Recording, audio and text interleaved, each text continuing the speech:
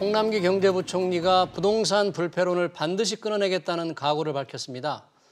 문제는 부동산 대책을 향한 국민적 불신이 높다는 건데요. 노영민 대통령 비서실장은 집값이 안정화되는 추세라고 언급했습니다.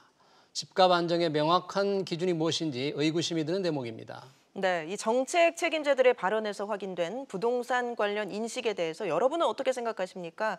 문자 샵 3698번 또 유튜브를 통해서 실시간으로 계속 참여해 주시고요. 오늘 두 분의 전문가와 함께 하도록 하겠습니다. 한문도 연세대 정경대학원 겸임교수 또 김규정 한국투자증권 자산승계연구소장 자리하셨습니다. 어서 오십시오. 네, 안녕하세요. 네, 한문도 교수님 어서 오십시오. 네. 저희 스튜디오에도 지금 투명 가림막을 설치했는데 화면으로는 잘 안 보이는 것 같습니다. 네. 주변에 뭐 코로나 큰 문제 없죠? 저희 어머님이 잠깐 고열이 있어가지고 놀랐는데 가족들이 네. 다행히 감기셨더라고요. 그래서 한숨을 났는데요. 좀 신경 많이 써야 될 것 같습니다. 네. 코로나와 뭐 집값도 상당히 영향이 좀 있을 것 같긴 한데 네. 요즘 집값이 안정되고 있다. 정부 대책이 효과를 내고 있다. 정부 관계자들 발언이 계속 나오고 있는데 정말 시장 그렇습니까? 일단 지표상으로는 그렇게 얘기를 할 수 있는데요. 부동산이라는 것이 이제 시계열로 봤을 때 뭐 1, 2주 갖고 판단하면 좀 성급한 거고요.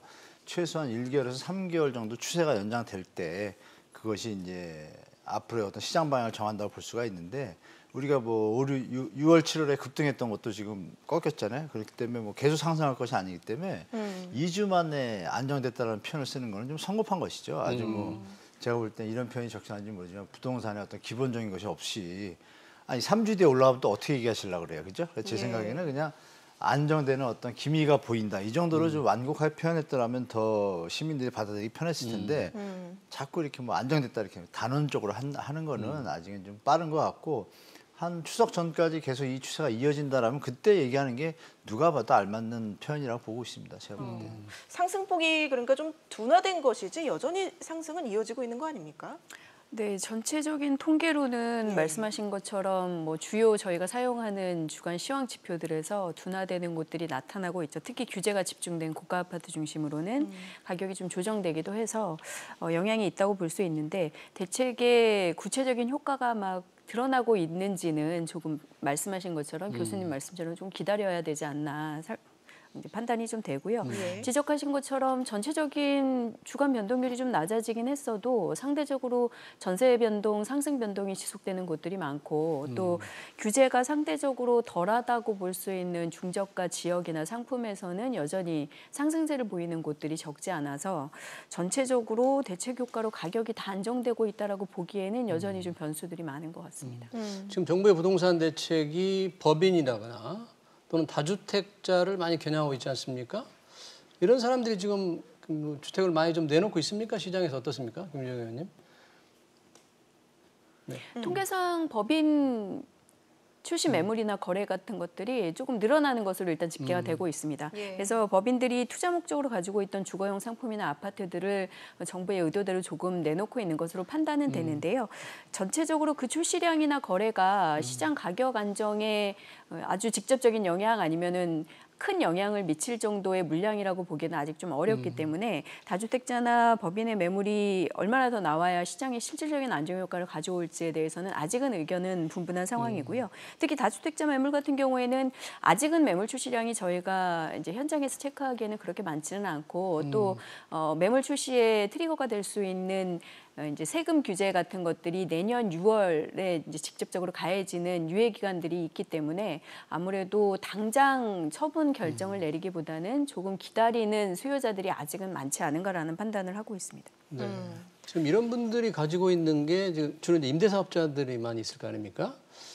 법인 형태, 임대사업자 형태를 가진 분도 계시고 그냥 임대업을 가지신 분도 계시고 그런 분들은 좀 아파트 규모가 좀 적은 것들 그렇지 않습니다. 그렇지 않습니까? 뭐 갭 투자는 뭐 소형이 물론 수익률에도 좋게 나오지만 강남 쪽에 좀 많이 투자된 걸 제가 파악되고 있고요. 그 갭 투자가 뭐 반토막 수준이라는데 그건 6월, 7월 얘기고 지금 8월 들어서 지금 오늘이 27일인데 거래량이 오늘자로 1,504건이에요. 그러면 최고 15,000원권에 비해서 뭐 심하게 뭐 10분의 1 반의 반토막도 아니라 반의 반토막이 났지 않습니까? 그러면 갭 투자는 이미 뭐 거의 사라졌다고 보셔도 되고요. 제도가 이제 규제칙이 먹혀져서 그래서 제가 볼 때는 지금 법인들의 물량뿐이 아니라 일단 매수가 줄었습니다.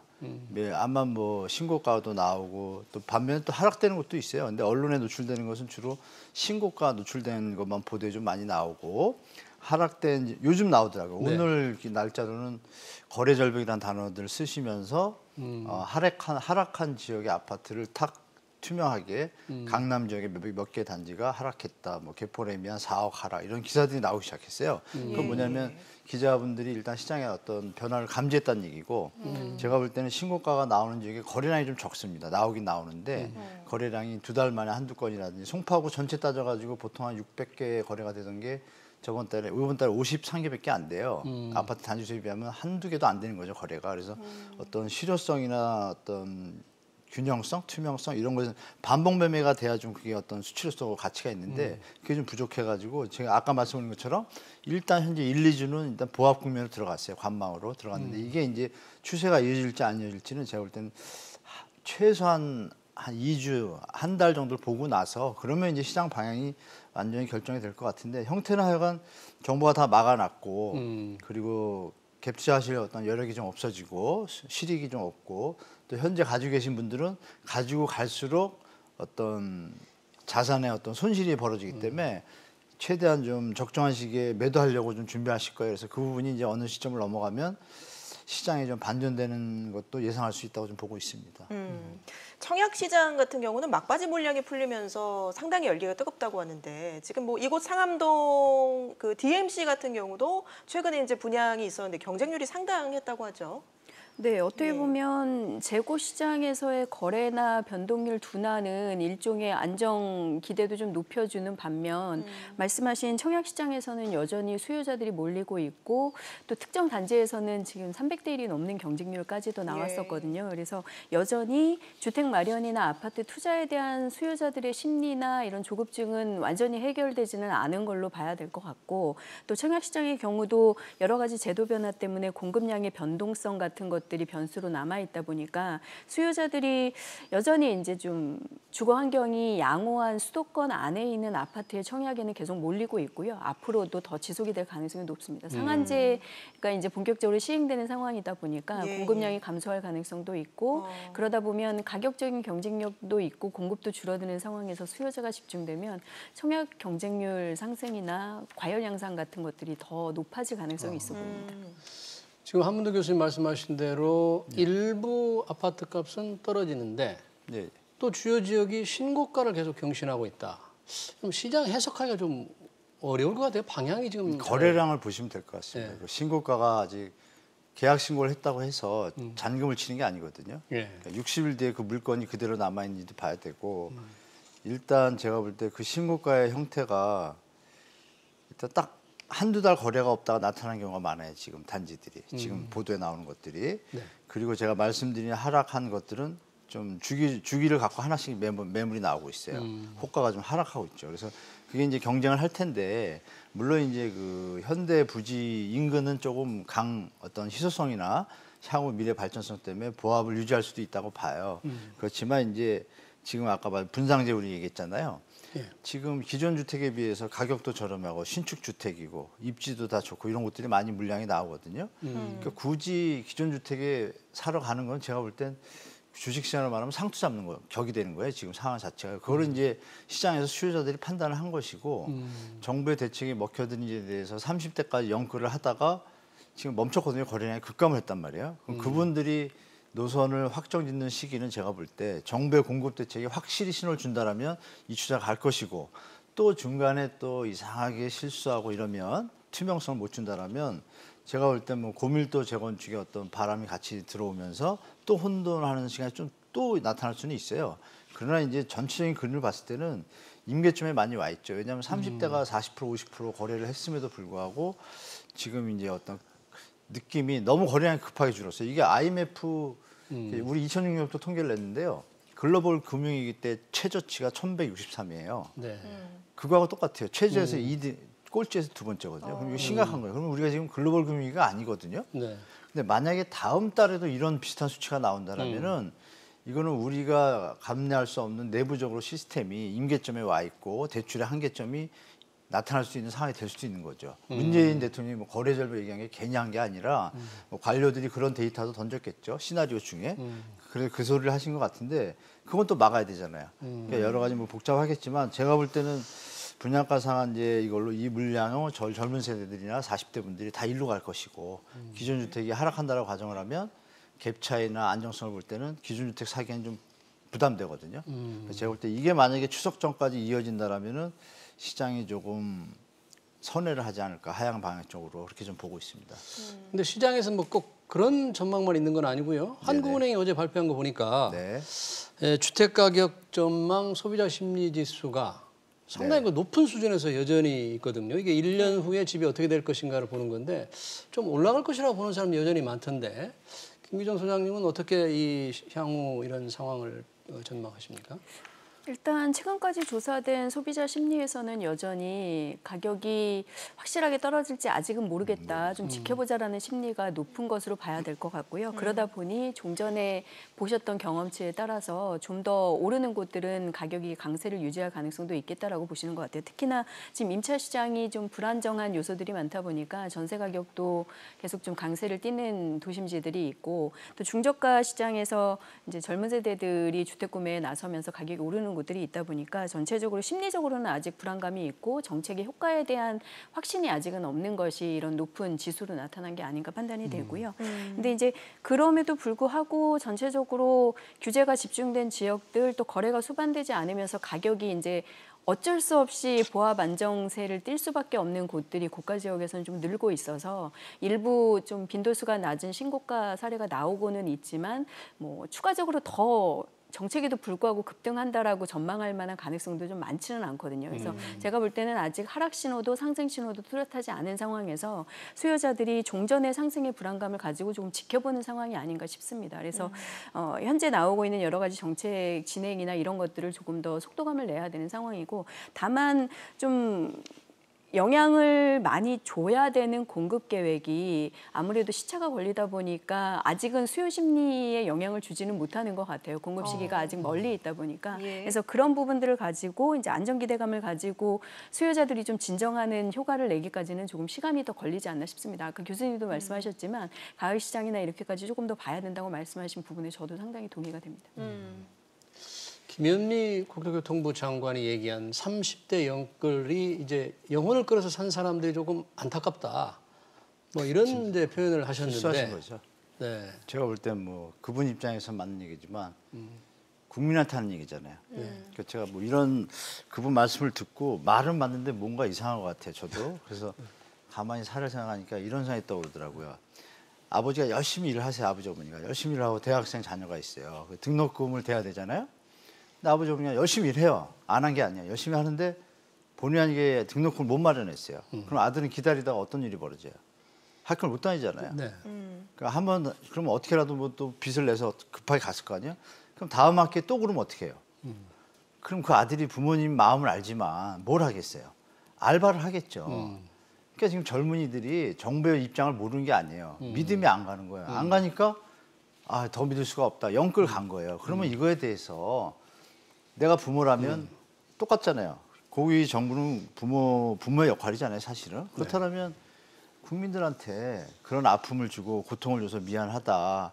영끌을 한 세대한테 안타깝다가 아니죠. 정말 미안한 거죠. 그건 실수한 거니까. 그래서 제가 볼 때 표현을 똑같이 하더라도 저희가 부족해서 영끌을 하신 분들한테 죄송하지만 하여간 최선을 다하겠습니다. 이렇게 표현했더라면 금상첨화할 것 같아요, 제 생각에. 그거는 국민이 누가 들어도 흠을 잡을 데가 없는데 지금 이 얘기는 뭐냐면 마치 우리 말 안 들으면 실수한 너희들이 잘못된 거야. 그래서 안타깝다. 뭐 쌤통이다. 이런 느낌을 받게 해요. 그러니까 이게 과연 장관님께서 하실 소리는 아니고 제가 볼 때 제가 좀 아까 말씀드린 것처럼 미안하다. 거꾸로 그 영끌하신 분들한테 우리가 좀 더 잘했다라면 연끌을 안 하시고 좀 빨리 공급을 잘했으면 했을 텐데 그걸 미안하다, 최선을 다해서 하겠다 이렇게 했더라면 좋았겠다라는 말씀을 드리고 싶습니다. 예. 어제 대통령 비서실장인 노영민 실장의 발언, 이제 안정화 추세다 집값이 2주 동안 강남 아파트 값은 오르지 않았다. 이 말도 참 공감을 얻지 못하고 있는데 정부 당국의 이런 시장 인식 어떻게 평가하십니까? 뭐 일단 인용된 통계상으로는 틀린 말이라고 할 수는 없는데 수요자들이 아직 가지고 있는 불안 심리라던가 시장에서 조사되는 이런 가격 변동성하고는 약간 온도차가 있는 것 같습니다. 그러다 보니까 이제 이런 것들을 보도나 뉴스로 통하는 이제 접하게 되는 수요자들의 입장에서는 좀 잘 모르고 하는 얘기다라던가 아니면 시장 반영이 안 된 것 같다라는 생각들을 하고 있는 것 같고요. 예. 앞서 나온 연끌 얘기하고도 비슷한 것 같습니다. 이제 상황이 그렇다라고 하면 뭔가 이런 보조적인 지원이나 이런 것들을 해줘야 되는 상황인데 이렇게 멘트로만 나오다 보니까 그걸 듣고 있는 이제 젊은 세대들이나 이제 주택이 필요한 실수요자들의 입장에서는 사실상 좀 답답함을 금치 못하는 상황인 거죠. 노영민 비서실장의 경우에는 아까 한 교수님이 말씀하신 대로 이제 국민의 마음을 읽지 못하는 발언. 예를 들면 지금 이 정부에서 집값이 많이 올랐다 그러니까 MB 정부 때도 많이 올랐다. 뭐 이런 얘기를 했잖아요. 근데 통계를 보니까 MB 정부 때는 떨어졌더라고요.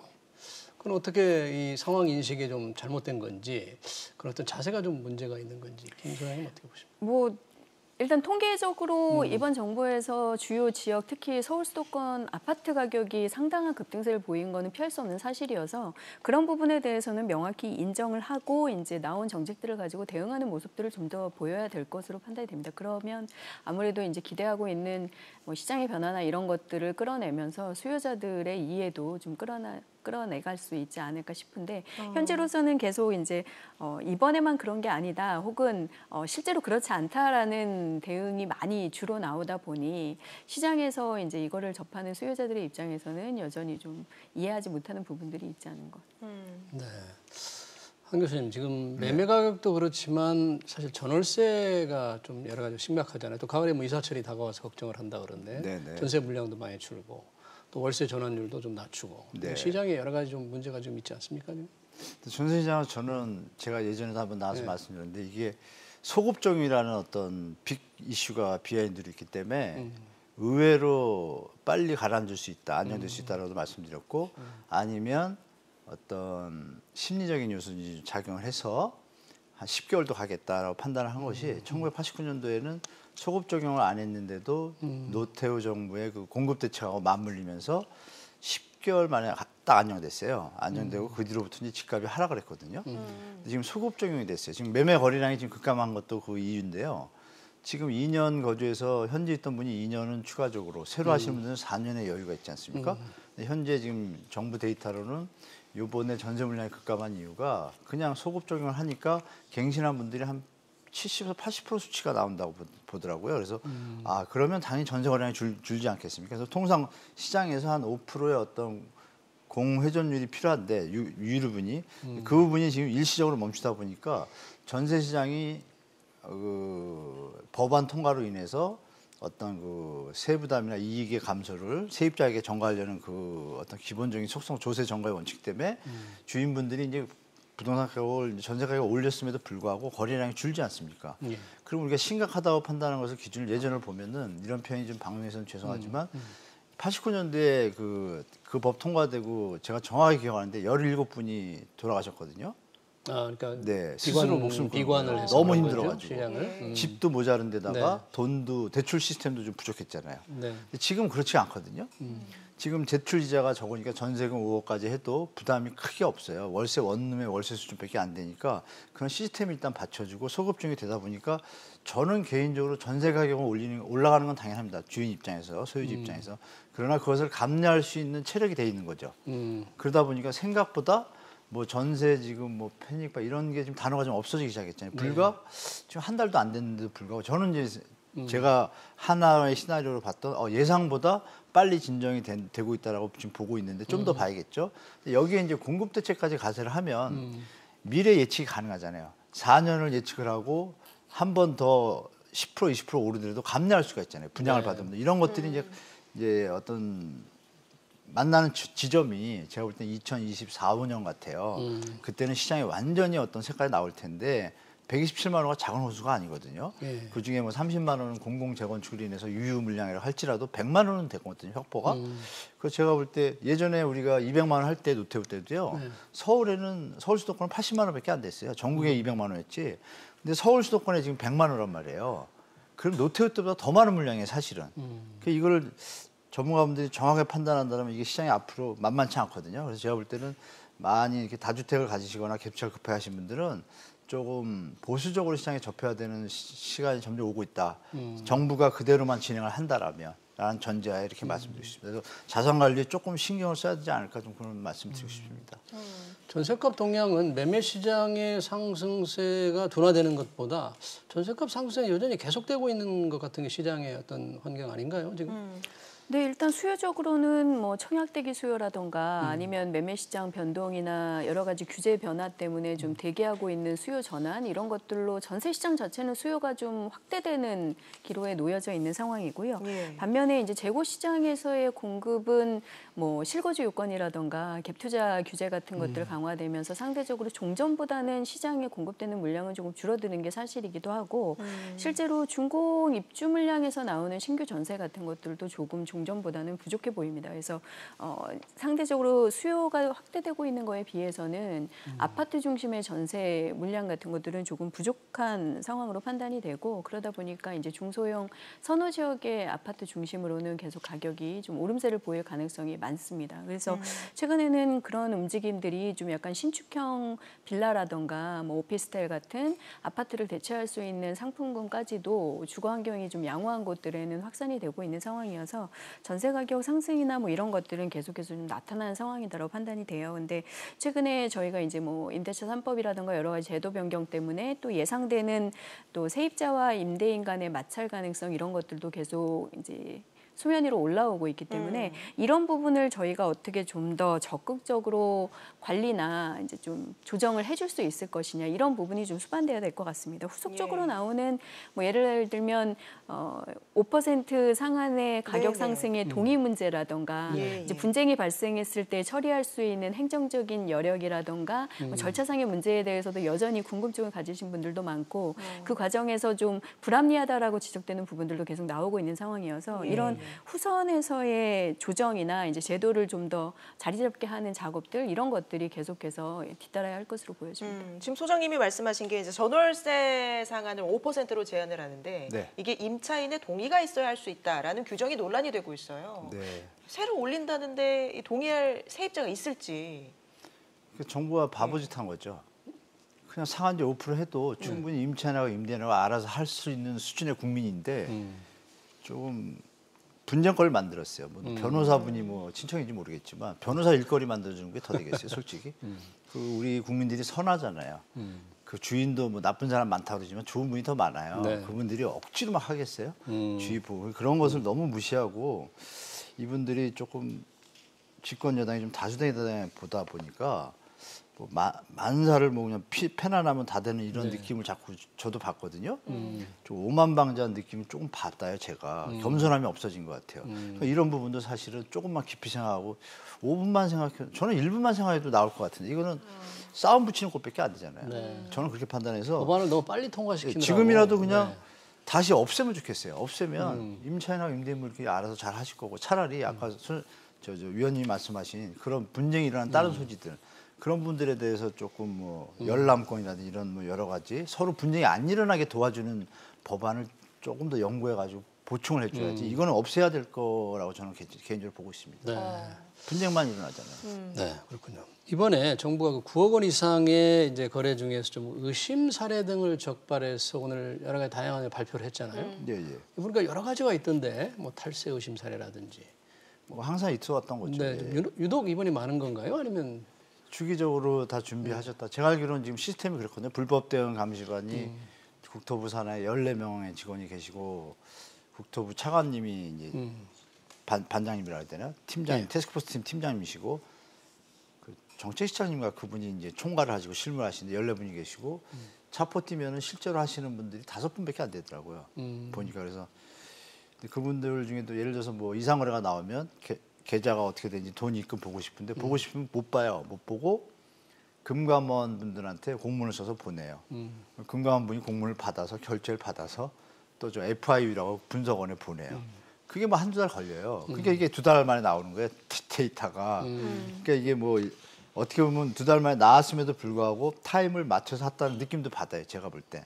그러면 이런 것들이 조금 제가 볼 때는 이거 갖고 뭐 국민들이 뭐 어떤 뭐 부안해동하거나 그런 상황은 아니잖아요. 다만 이제 지금 집값이 거래절벽으로 가는 분위기에서 이걸 지금 하는 것도 좀 웃기는 거고. 제가 볼 때는 의도는 알겠어요. 열심히 하고 계세요. 아까 말씀드린 것처럼 열심히 하는 건 좋다 이거예요. 근데 그 타임과 뭐 시간과 시의성의 적절성과 상대방이 어떻게 받아들이냐에 따라 국민이잖아요. 그런 것도 좀 감안해서 조용히 발표해도 되잖아요.